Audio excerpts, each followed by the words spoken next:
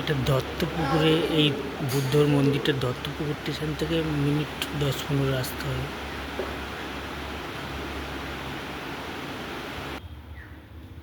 আমি চলে এসেছি সকাল সকাল দত্তপুকুর বুদ্ধ ঠাকুরের মন্দির। এটা আমি অনেক বছর আগে এসেছিলাম, তখন এই বড় করে মন্দিরটা হয়নি।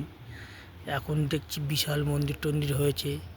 আর এগুলো কিন্তু বিশাল মন্দিরের ইয়ে নিয়ে দেখুন, এই বাগান টাগান যত মন্দির।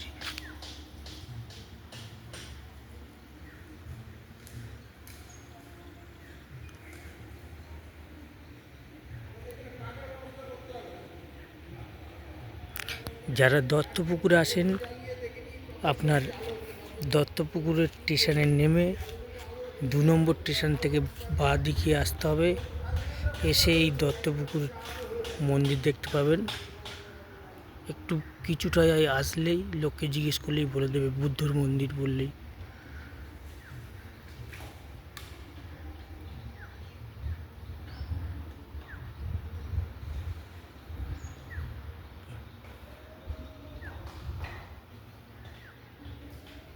ফার্স্টে এই মন্দিরটা ছিল,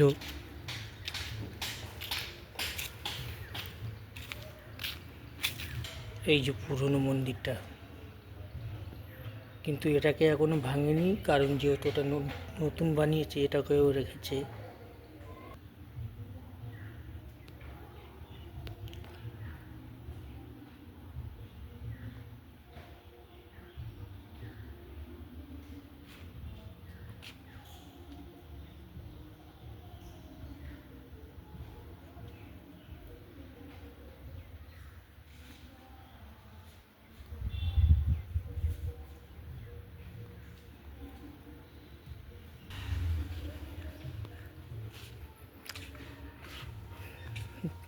এই বুদ্ধ মন্দির হচ্ছে বড়, সাধারণ কোথাও দেখা যায় না।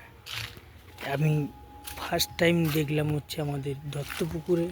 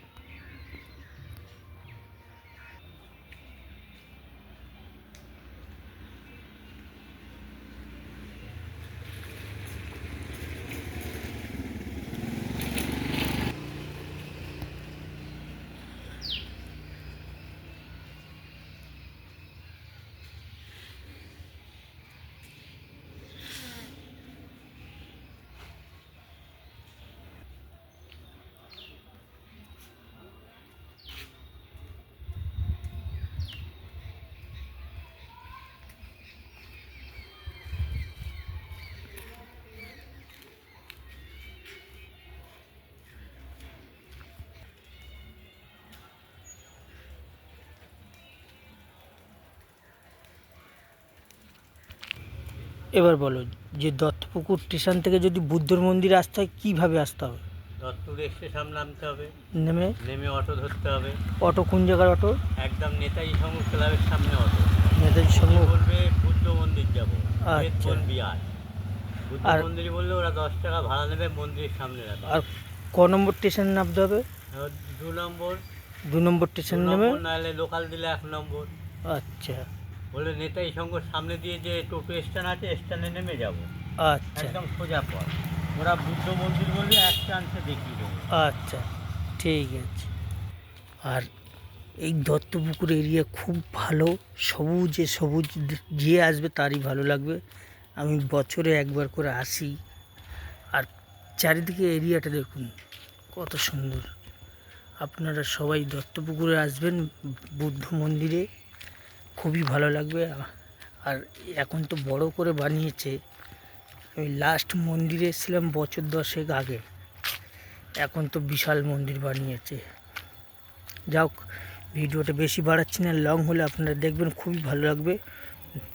সবাইকে নমস্কার জানাই আর ভিডিওটা শেষ করলাম।